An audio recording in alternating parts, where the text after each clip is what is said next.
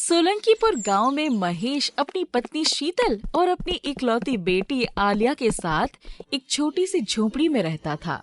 महेश के पिता के मरने के बाद ही उसके बड़े भाई और भाभी ने उन्हें अपनी जायदाद से अलग कर दिया था, पर फिर भी महेश ने अपने भाई भाभी को कुछ न बोलते हुए उस छोटी सी झोपड़ी में रहने आ गया था। उनकी बेटी आलिया अब बड़ी हो चुकी थी। आलिया के लिए उसकी पिता महेश ने अपनी बेटी के योग्य वर ढूंढ लिया था। शीतल, एक खुशखबरी है। हमारी बेटी आलिया के लिए एक अच्छा रिश्ता आया है। मैं चाहता हूँ कि मेरी बेटी की शादी अच्छे घराने में हो जाए। बस मैं तो फिर गंगा नहा लूं। पापा, मैंने आपसे कितनी बार बोला है कि मुझे अभी शादी नहीं करनी। मैं आगे पढ़ना चाहती हूँ। मेरा बचपन से ही इंजीनियर बनने का शौक था और मैं अपने सपने को पूरा करना चाहती हूँ। पर बिटिया आलिया, लड़की वाले ने खुद अपने से इस शादी के लिए बोला है। लड़की वाले तुम्हें पसंद करते हैं और फिर न जाने दूसरे रिश्ता इससे अच्छा हो या ना हो, क्या पता। और बात रही तुम्हारी इंजीनियर बनने की, हमारे पास इतने पैसे ही कहाँ कि तुम्हें इंजीनियर की पढ़ाई करवा सके। हाँ बेटी, गरीबों की जिंदगी में बहुत सारी बाधाएं आती हैं और साथ ही साथ कभी कभार हमें अपनी इच्छाओं और अपनी सपनों को भी बांधकर नदी में फेंक देना पड़ता है। आलिया अपने माता पिता की बात सुनकर दुखी हो गई और दबे मन से शादी के लिए हाँ करके अपने कमरे में भागती हुई चली गई। कुछ दिन गुजर गए। फिर एक दिन जब महेश बाजार से अपने घर की ओर जा रहा था तो उसे रास्ते में एक साधु बेहोश पड़े मिला। उसने साधु को देखते ही सामने के तालाब से थोड़ी पानी लाकर उनके मुंह पर छिड़कने लगा और जैसे ही उनको होश आया उसने थोड़ा सा पानी उन्हें पिलाकर अपनी थैली में से कुछ फल निकालकर उन्हें खिलाने लगा। साधु महेश के इस बर्ताव को देख बहुत प्रसन्न हुए। महेश, तुम्हारी मेरी प्रति अटूट निष्ठा भाव को देखकर मैं बहुत मुग्ध हुआ हूँ। तुम्हारे जैसे अच्छा इंसान मैंने अपने जीवन काल में बहुत कम देखे हैं। सदा खुश रहो बेटा। आप सही सलामत हैं, यही मेरे लिए बहुत है। बेटा, मैं तुम्हें आशीर्वाद के स्वरूप कुछ देना चाहता हूँ। ये लो, जादुई ब्लू बैंगन। इसे कोई साधारण ब्लू बैंगन समझने की गलती मत करना। यही है जो तुम्हारी आगे की किस्मत बदल सकती है। महेश साधु को प्रणाम करके उस जादुई ब्लू बैंगन को लेकर पहुंचता है। शीतल ब्लू बैंगन को देखकर हैरान हो जाती है और उसे पूछती है, ब्लू बैंगन, ये ब्लू बैंगन कहाँ से लाई हो आप? महेश शीतल को साधु के बारे में सब कुछ बताता है, जिससे शीतल भी खुश होकर साधु को मन ही मन धन्यवाद कहती है। जैसे ही शीतल ने जादुई ब्लू बैंगन उठाया और उसे बीच से 2 हिस्सा कर दिया, उस जादुई ब्लू बैंगन के अंदर से सोने के सिक्के झनझनाकर जमीन पर बिखर गए। सोने के सिक्कों को देख शीतल और महेश दोनों हैरान रह जाते हैं। ये क्या, इतनी सारी सोने के सिक्के? वही तो मैं भी सोच रहा हूँ कि सोने के सिक्के इस ब्लू बैंगन के अंदर कैसे आ गया। ये जरूर साधु की ही महिमा है। जय हो साधु बाबा की, जय हो साधु बाबा की। जय हो साधु बाबा की। फिर महेश और शीतल दोनों आलिया के पास जाते हैं और उसे सारी बातें बताते हैं और महेश आलिया को आगे की इंजीनियरिंग की पढ़ाई करने की अनुमति दे देता है। आलिया ये सुनकर बहुत खुश हो जाती है। फिर दूसरे ही दिन महेश लड़के वालों के घर में जाकर शादी के लिए मना कर देते हैं और शादी के लिए मना करते ही गांव में कानफूसी शुरू हो गई। गांव के लोगों को अपने काम से ज्यादा आलिया की शादी क्यों टूट गई, इस बात को जानने में रुचि थी। और इधर दूसरी ही दिन महेश, शीतल और आलिया तीनों शहर के लिए निकल पड़ते हैं। शहर में जाकर महेश अपनी बेटी आलिया को एक इंजीनियरिंग कॉलेज में एडमिशन करवाता है और फिर वही के पास में एक गर्ल्स हॉस्टल में जाता है। आलिया, ये गर्ल्स हॉस्टल है। तुम यहाँ पर बिल्कुल सुरक्षित हो। यहाँ पर रहकर तुम अपनी पढ़ाई अच्छे से करना और हाँ, किसी भी चीज की अगर जरूरत हो तो हमें बोलना ना भूलना। जरूर पापा, आपने मेरे लिए इतना कुछ किया।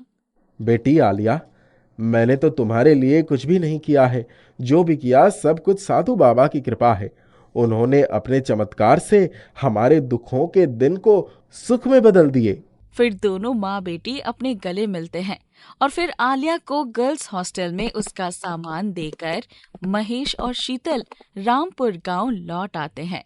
वो दोनों घर लौटे तो उन्होंने देखा उनकी जेठानी और बड़े भाई उनके घर के बाहर बैठकर उनका इंतजार कर रहे थे। अरे शीतल, तुम लोग कहाँ गए थे? और मैंने सुना कि आलिया की शादी भी टूट गई। लड़की वालों ने शादी से मना क्यों कर दिया? नहीं दीदी, लड़की वालों ने नहीं मना किया, हमने मना किया। हम चाहते थे कि आलिया अपने आगे इंजीनियरिंग की पढ़ाई पूरी करे, उसके बाद ही उसकी शादी करवाए। इसलिए आलिया के पापा सुबह सुबह लड़की वालों के घर में जाकर मना कर दिया। पर इंजीनियरिंग की पढ़ाई में तो बहुत खर्चा होगा, इतने सारे पैसे तुम कहाँ से भरोगे? भगवान की कृपा से जब अब तक सब कुछ ठीक रहा, मुझे यकीन है कि आगे भी सब कुछ ठीक ही होगा। महेश की ये बात सुन उसके बड़े भाई और भाभी को कुछ समझ नहीं आया, पर अचानक महेश की चाल ढाल बदलते देख उनके मन में शक का बीज उग गया था। फिर एक दिन शीतल की जेठानी ने उनके घर पर नजर रखना शुरू कर दिया और एक दिन रात को उसकी जेठानी ने खिड़की से छुपकर शीतल के जादुई ब्लू बैंगन काटकर सोना निकालते हुए देख लिया। ये देखते ही चंपा हैरान हो गई और अगले दिन शीतल के बगीचे से एक जादुई ब्लू बैंगन चोरी करके उनके घर ले जाती है। जैसे ही चंपा ने जादुई ब्लू बैंगन काटा, आधा जादुई ब्लू बैंगन उसकी मुंह पर चिपक गया। वो उस जादुई ब्लू बैंगन को छुड़ाने की बहुत कोशिश करती रही, पर वो हिलने का नाम ही नहीं ले रहा था। जेठानी जोर जोर से चिल्लाने लगी। शीतल अपनी जेठानी के चिल्लाने की आवाज सुनकर भागकर उसके घर जाती है। शीतल उसकी जेठानी के मुंह पर जादुई ब्लू बैंगन चिपका हुआ देख हैरान हो जाती है और फट से भागकर जादुई ब्लू बैंगन को जैसे ही हाथ लगाती है, वो जादुई ब्लू बैंगन धड़ाम से नीचे जमीन पर गिर जाता है। उसकी जेठानी को अपनी गलती का एहसास हो चुका था। वो रोती हुई कहती है, शीतल, मुझे माफ कर दो, मुझे मेरी गलती का सजा मिल गई। मैंने चोरी छुपे तुम्हें एक जादुई ब्लू बैंगन से सोना निकालते हुए देख लिया था और मेरे मन में लालच आ गया। मुझे माफ कर दो शीतल बहन। कोई नहीं दीदी, आप मुझसे बड़ी है, आप मुझसे माफी मत मांगिए। आपको जादुई ब्लू बैंगन चाहिए था तो आप मुझसे कह देते, मैं आपके घर जादुई ब्लू बैंगन लेकर आ जाती। शीतल की बात सुनकर उसकी आंखों में आंसू आ जाते हैं और फिर दोनों एक दूसरे के गले मिल लेते हैं। कुछ सालों बाद आलिया इंजीनियरिंग कंप्लीट करके अपने घर वापस आ गई। अब उनके घर में पैसों की कोई कमी नहीं रही और कुछ महीनों बाद आलिया ने अपनी मम्मी पापा की सहमति लेकर अपनी पसंद के एक इंजीनियरिंग लड़के से शादी कर ली। मंगला अपने पति नंदू के मरने के बाद बिल्कुल असह्य हो गई थी। उसे दुख में कई दिन से बीमार पड़ी थी। माँ, कुछ खाने को दे दो, बहुत भूख लगी है। माँ, मुझे भी भूख लगी है, 2 दिन से कुछ भी नहीं खाया है।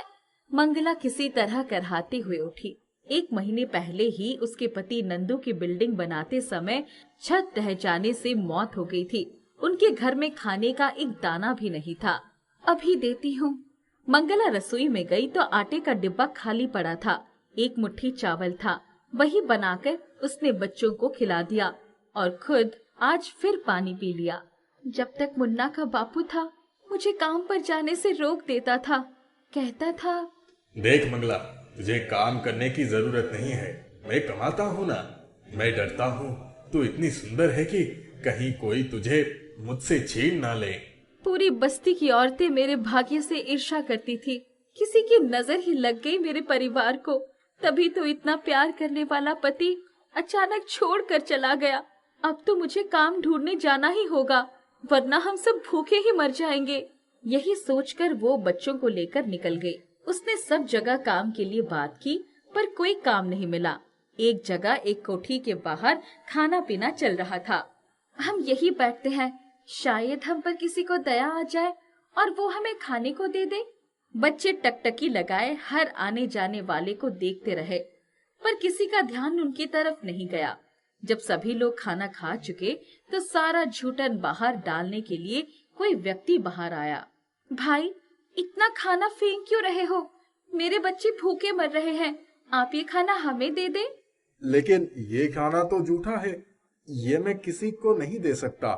तुम चाहो तो अंदर चलकर बर्तन साफ करवाने में हमारी मदद करवा दो। हम तुम्हें पेट भरकर खाना खिला देंगे।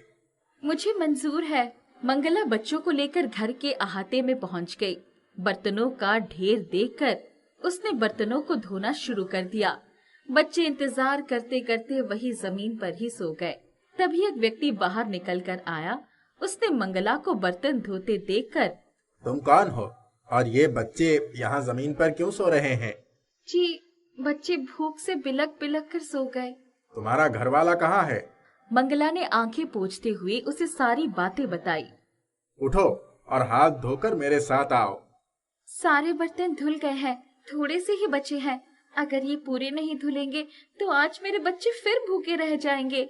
वो व्यक्ति घर में गया और 3 थालियों में खाना भरकर ले आया।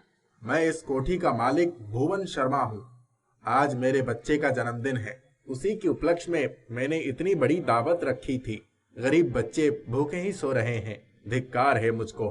तुम आओ और बच्चों को खाना खिलाकर खुद भी खाओ। जी मालिक, अभी आई। मंगला हाथ धोकर बच्चों को खाना खिलाने के लिए जगाने लगी। बच्चों ने जैसे ही सामने खाने की थाली देखी, उनकी नींद खुल गई। माँ, इतना खाना कहाँ से मिला? ये खाना इन्होंने दिया है तुम लोगों के लिए। चलो जल्दी से खा लो, हमें घर भी तो जाना है। तुम बच्चों को खाना खिलाकर यहीं सो जाओ। मेरी कोठी बहुत बड़ी है। मंगला कातर और भयभीत निगाहों से उसकी तरफ देख रही थी। ऐसे मत देखो मेरी तरफ बहन। इतना खाना रोज हम बर्बाद करते हैं और गरीब आदमी भूखा ही सो जाता है। मैं कल से ही कुछ ऐसा करूंगा कि हमारे आसपास कोई भूखा ना रहे। मंगला ने बच्चों को खाना खिलाया और खुद भी खा लिया। आओ मेरे साथ आओ। तीनों उसके साथ कोठी में चले गए, एक कमरे की तरफ इशारा करते हुए। आज रात वहीं आराम करो, सुबह बात करते हैं। मंगला बहुत खुश थी।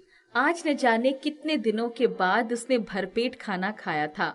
सुबह सुबह ही, तुम लोग नहा धोकर कपड़े बदल लो, मैं तुम्हारे लिए चाय नाश्ता भिजवाता हूँ। जब तीनों कपड़े बदल कर आए तो आओ, तुम लोगों को मैं किसी से मिलवाना चाहता हूँ।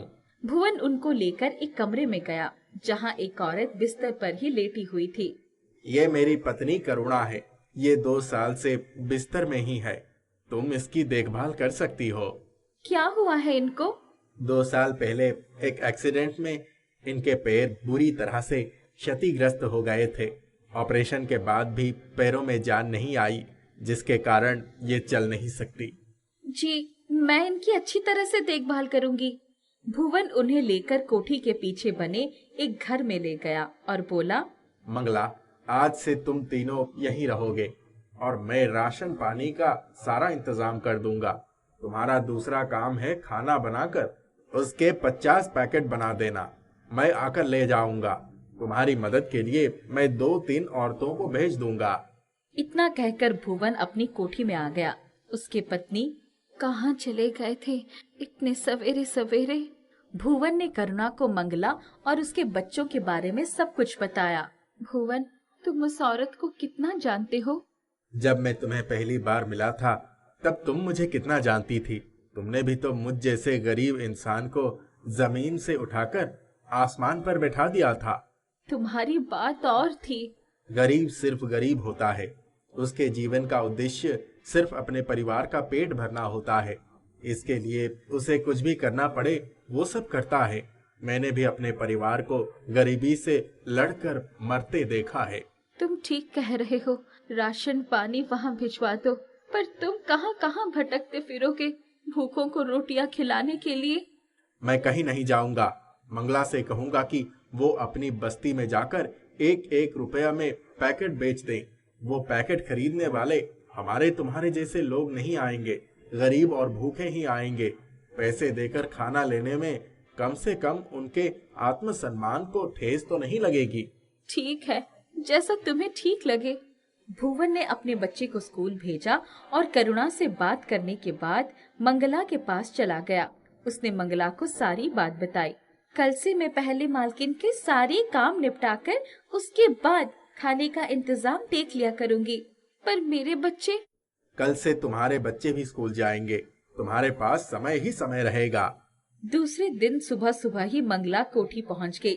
उसने करुणा के पैरों की अच्छी तरह से मालिश की, उसे नहला धुलाकर नाश्ता करवाया और दवा देकर दूसरे घर में आकर खाना बनाने में लग गई। भुवन आया तो, मंगला, पैक हो गया खाना? जी साहब, सब तैयार है। बाहर ड्राइवर खड़ा है, सारे पैकेट गाड़ी में रखवा देता हूँ। तुम बस्ती में जाकर भूखे लोगों को रोटी दे आओ। 2 दिन पहले तक मेरे पास अपने पेट भरने के लिए रोटी नहीं थी, आज मैं सबको रोटी बांटने जा रही हूँ। प्रभु की लीला भी अपरंपार है। मंगला, मन दुखी मत करो, जाओ। मंगला ने बस्ती में पहुंचकर पैकेट सबको 1-1 रुपए में दे दिए। सबने इतना अच्छा खाना बड़े दिनों के बाद खाया। खाना कम पड़ गया। कल मैं फिर खाना लेकर आऊंगी। अब रोज का यही नियम बन गया। करुणा की अच्छी देखभाल से वो धीरे धीरे ठीक होने लगी। बच्चे भी स्कूल जाने लगे थे। एक दिन, मालकिन, अब तो आप पहले से काफी ठीक हो गई हो। मेरा काम खत्म हो जाएगा, तब आप मुझे घर भेज देंगी। मंगला, तूने जो इतना बड़ा काम शुरू किया है, उसे तो तुझे ही करना है। मैं ठीक हो जाऊंगी तो भी मैं तेरे साथ भूखों को रोटी खिलाने जाऊंगी। तू अब कहीं नहीं जाएगी। एक दिन अचानक भुवन ऑफिस से आया तो उसने देखा कि करुणा अपने आप चलकर ड्राइंग रूम में आ रही है। उसकी आंखों में आंसू आ गए। ओह करुणा, मैं तो उम्मीद ही खो बैठा था, तुम तो ठीक हो गई। हाँ भुवन, ये सब भूखों को रोटी खिलाने का ही प्रताप है, वरना मैं तो कभी ठीक ही नहीं होती। सब लोग खुशी खुशी रहने लगे। धौलपुर गांव में रघु नाम का आदमी रहता था। हमेशा वो गरीबों की मदद करता था। उसे पता चला कि गरीब लोग सही से खाना नहीं खा पा रहे हैं, तो उसके दिमाग में एक ख्याल आया कि क्यों ना इन सब गरीब लोगों के लिए खिचड़ी बनाया जाए। रघु ने ये सारी बात गांव के एक बुजुर्ग आदमी दीपा को बताया। ये तो बहुत अच्छे बच्चे हैं। रघु अपने घर आकर खिचड़ी की व्यवस्था में जुट जाता है। रघु खिचड़ी बनाकर तैयार कर देता है। खिचड़ी भी तैयार हो गई है। गांव वाले भी आ रहे हैं।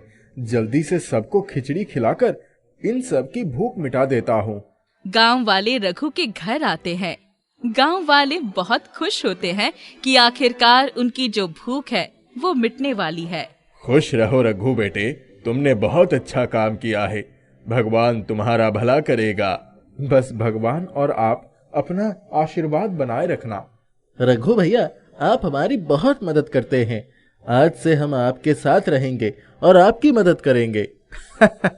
ठीक है, पहले बैठ के सब कोई खिचड़ी खा लो। सब बैठकर खिचड़ी खाने लगते हैं। कुछ ही दिनों में रघु बहुत ही मशहूर हो जाता है कि गरीबों का वो मसीहा है। ये बात गांव के जमींदार गोपी को सब बर्दाश्त नहीं होती। तभी, रामू, आज इस रघु के कारण गांव में इतनी इज्जत कम हो गई है हमारी। हाँ मालिक, आप सही कह रहे हैं। रामू, आज रात तुम जाओ और खिचड़ी का गैस तोड़ दो। बहुत तेज बारिश होने लगती है। रघु सोच में पड़ जाता है। बारिश के कारण बहुत सारे लोग खाना नहीं बना पाएंगे। रघु खिचड़ी बनाकर गांव वालों की मदद करना चाहता था। तभी, राजू, कहाँ हो? यहाँ आना। जी रघु भैया, आपने मुझे बुलाया? राजू, बारिश के कारण लोग अपने घरों में खाना बनाकर खा नहीं पा रहे होंगे, तो तुम जाओ और पूरे गांव में बता दो कि कल हमारे यहाँ खिचड़ी बनेगी और सभी गांव वाले जो भूखे हैं वो आकर खा सकते हैं। राजू गांव वालों को बता देता है कि कल सबके लिए खिचड़ी रघु भैया के यहाँ बनेगी। ये सब सारी बात रामू सुन लेता है और भागते हुए जमींदार के पास जाता है। मालिक, मालिक, गजब हो गया। अरे क्या हुआ रामू? रघु भैया कल पूरे गांव वालों के लिए खिचड़ी की व्यवस्था कर रहे हैं। कुछ करना होगा मालिक, नहीं तो रघु गरीबों का मसीहा बन जाएगा और आपको कोई पूछेगा भी नहीं। मैं ऐसा नहीं होने दूंगा। तुम अभी जाओ और जाकर खिचड़ी की गैस तोड़ दो। जब सारे गांव वाले उसके यहाँ खिचड़ी खाने आएंगे तो रघु को बेइज्जत करेंगे। रामू जमींदार गोपी की बात सुनकर रघु के यहाँ चुपके से जाता है। रामू चुपके से खिचड़ी के चूल्हे को तोड़ देता है। रघु खिचड़ी बनाने की व्यवस्था में जुट जाता है। सबसे पहले वो चूल्हा देखने के लिए जाता है, लेकिन चूल्हा टूटा हुआ देख वो परेशान हो जाता है और सोचने लगता है, कल क्या होगा? चूल्हा तो टूटा हुआ है, मैं खिचड़ी कैसे बनाऊंगा? राजू सभी गांव वालों को बताने के बाद वापस रघु के यहाँ आता है। रघु को एक कोने में बैठ देख राजू रघु के पास जाता है और उनसे पूछने लगता है कि आखिर क्या बात हो गई। रघु भैया, क्या हो गया? आप इतने चिंता में क्यों हो? राजू, कल जिस चूल्हे में खिचड़ी पकने वाली थी वो चूल्हा को किसी ने तोड़ दिया। अब कल खिचड़ी कैसे बनाएंगे? चूल्हा भी इतनी जल्दी नहीं सूखेगा बारिश के कारण। रघु भैया, आप चिंता ना करें, मेरे पास एक गैस है जिस पर कल हम लोग खिचड़ी बना लेंगे। राजू भागते हुए अपने घर आता है और बेकार पड़े गैस को उठाकर रघु के यहाँ ले जाता है। उसके बाद उसी गैस में मिट्टी से अच्छी तरह लेप के बढ़िया सा खिचड़ी का गैस बना देता है। खिचड़ी का गैस तैयार था, बस अब सुबह होना बाकी था। राजू अंदर चला जाता है। तभी राजू को बिजली गिरने की आवाज सुनाई देती है। हे भगवान, अब ये बिजली किसके ऊपर गिर गई? सुबह उठते ही राजू खिचड़ी की गैस देखने जाता है। राजू खिचड़ी की गैस को देखता है तो खिचड़ी की गैस बिल्कुल ठीक होती है। तभी राजू, सब ठीक है ना? हाँ रघु भैया, सब ठीक है, अब हम लोग खिचड़ी बना सकते हैं। गांव वाले जमा होने लगते हैं। खिचड़ी अभी तक खिचड़ी की गैस में चढ़ी भी नहीं थी। लोग भूख से परेशान थे। रघु जल्दी से खिचड़ी की गैस में खिचड़ी चढ़ा देता है। दीपा चाचा, थोड़ा इंतजार करना होगा, खिचड़ी चढ़ गई है, थोड़ी ही देर में बन जाएगी। रघु बेटा, गांव वाले बहुत भूखे हैं, थोड़ा जल्दी करो। रघु भाग के खिचड़ी देखने जाता है। खिचड़ी बन चुकी थी। रघु खिचड़ी को देख चौंक जाता है। अभी तो खिचड़ी चढ़ाई थी, इतनी जल्दी खिचड़ी बन भी गई, ये कैसा चमत्कार है? रघु ज्यादा सोचता नहीं है और खिचड़ी गांव वालों को खिलाने लगता है। गांव वालों की संख्या बहुत ज्यादा होती है और खिचड़ी की मात्रा कम।